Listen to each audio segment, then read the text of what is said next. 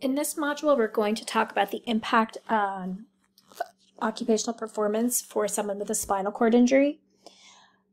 The major takeaway that I want you to have for working with this population is to be clear on what ability that client has, what type of spinal cord injury they have. So if it's a complete versus an incomplete spinal cord injury, what level of injury the spinal cord damage is at, because this will very clearly define what abilities the client will have, and that will help us make realistic goals, expectations, and use realistic interventions with this client.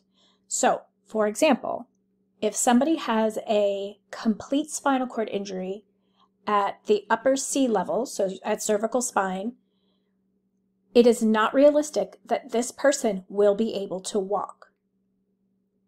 Depending on where the spinal cord injury is, they might be able to perform transfers, use a wheelchair, either a manual wheelchair or a power wheelchair, depending on what function they have conserved after the level of the injury. So it's very, very important to understand what function a client has before we start making promises or set expectations that are not realistic and will ultimately be disappointing and potentially psychologically devastating to the client, because we promise them something that is not realistic and they'll never be able to do. So with that being said, performance in all areas of occupation related to a client's ability to engage or direct caregivers on activities that are essential and meaningful are impacted. So performance in areas of occupation, as you know, include ADL, IADLs, health management, education, work, play, leisure, social participation. All of these areas are impacted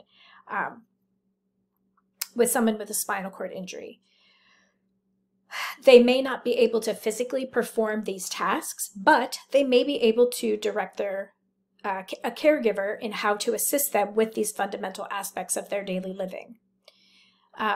Clearly, a spinal cord injury can have a catastrophic effect on a person's ability to function in all of those areas of occupation, because it can affect body function categories that support the ability to participate in these activities. Body function categories that may be impacted by a spinal cord injury include sensory functions and pain, voice and speech functions, functions of cardiovascular and respiratory systems, genitourinary and reproductive functions, neuromusculoskeletal and movement-related functions, functions of the skin and related structures, and potentially select mental functions if there was a concussion or a mild traumatic brain injury overlay. So it's really important for us to be able to identify where the spinal cord injury happened, and then we'll understand the expected functional outcomes at the various levels of these injuries. So spinal cord injury, like brain injury, is a huge topic. So it takes some practice and, a lot of research. So make sure you do your readings on both this and, your acquired brain injury chapters, because you will definitely come across this client in your life. So I hope that was helpful. Don't hesitate to reach out.